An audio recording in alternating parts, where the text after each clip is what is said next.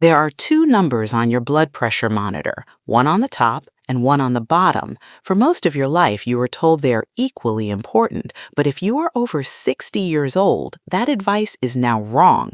In fact, focusing on the wrong number might be the reason your doctor says you are fine, even though you are secretly in danger. I know the frustration. You wait months for an appointment, you get 5 minutes with the doctor, and you leave with more questions than answers. Today, we are cutting through the noise. I am going to tell you exactly which number dictates your stroke risk, why the guidelines changed, and the historical tragedy that proves why you cannot ignore this. Let's start with the basics so we are on the same page.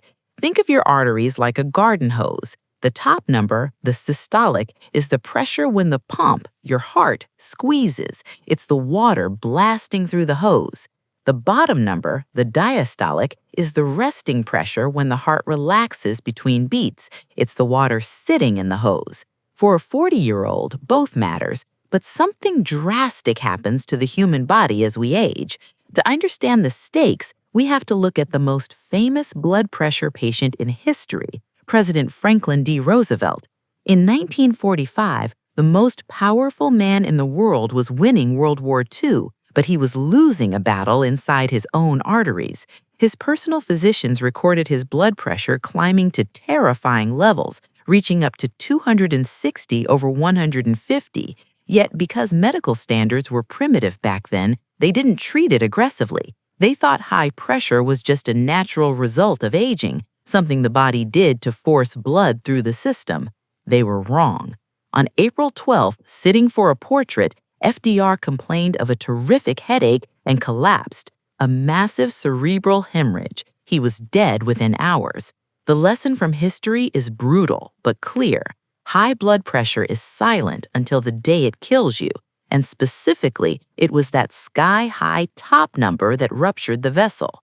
This brings us to the confusion I see in the comments constantly. You look at your monitor and you obsess over the bottom number. You think, my diastolic is 95, so I'm doomed. But we have analyzed millions of patients since FDR's time. The biggest data sets in the world now show a clear pattern. Once you cross age 60, the top number, the systolic, becomes the single strongest predictor of cardiovascular death. Large analyses show that if your top number is high, say over 160, your risk of death from heart issues jumps by nearly 60%, even if your bottom number is normal. While a high bottom number isn't good, for seniors, the top number is the one holding the gun. Why does this change happen? It comes down to stiffness. When you are young, your arteries are like rubber bands, stretchy and flexible. They absorb the shock of the heart beating. But as we age, arteries become like stiff lead pipes. They don't stretch, so when the heart squeezes, the pressure shoots up instantly. That's a high top number. And because the pipe is stiff, the pressure drops like a stone immediately after. That's a low bottom number. This creates a massive gap between the two numbers. This is called pulse pressure. If your top is 170 and your bottom is 60, that is a pulse pressure of 110. That is a hammer pounding against your brain and kidneys 60 times a minute. This brings us to a massive source of anxiety. Many of you write in saying, my doctor is worried about my top number, but my bottom number is only 55 or 60. Is that dangerous? This is the nuance that separates a good doctor from an outdated one. We used to think low diastolic was always good. We now know that if the bottom number drops too low, under 60 while the top number is high, it can be a sign of extreme arterial stiffness. It makes treating you tricky because if we lower your pressure too much with meds, the bottom number might tank, making you dizzy. But, and this is crucial, the risk of a stroke comes from the high top number. We generally treat the top number, even if the bottom number is on the lower side, but we do it carefully. So what are the targets? Don't let anyone tell you that 150 is normal for your age. That is the same myth that killed Roosevelt.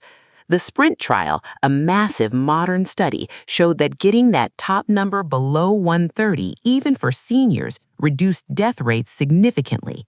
Your goal, generally speaking, is to be under 130 over 80. Now I hear you. I don't want to be on pills. The side effects are worse than the disease. My pressure changes every 5 minutes.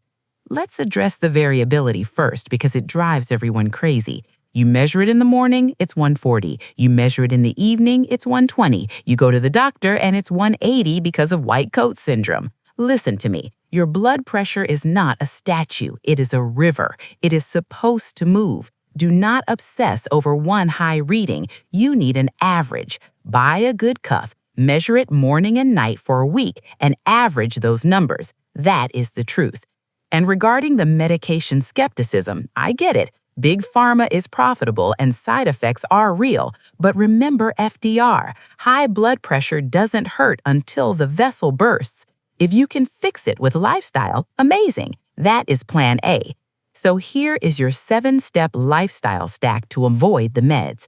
First, weight loss is king. Dropping 20 pounds can drop your pressure by 10 to 20 points. Second, salt. But not just salt, potassium. You need to balance the sodium in your diet with potassium from foods like avocados and potatoes. Third, alcohol. It raises pressure. Cut it down. And fourth, move your body. A stiff body leads to stiff arteries. But if you do all of that and your top number is still 160, taking a pill is not a failure. It is a tool to keep you alive so you can enjoy your grandchildren. Here is your 7-step action plan to take control today, especially if you can't get a doctor on the phone. Number 1, get a validated upper arm monitor. Wrist monitors are often inaccurate.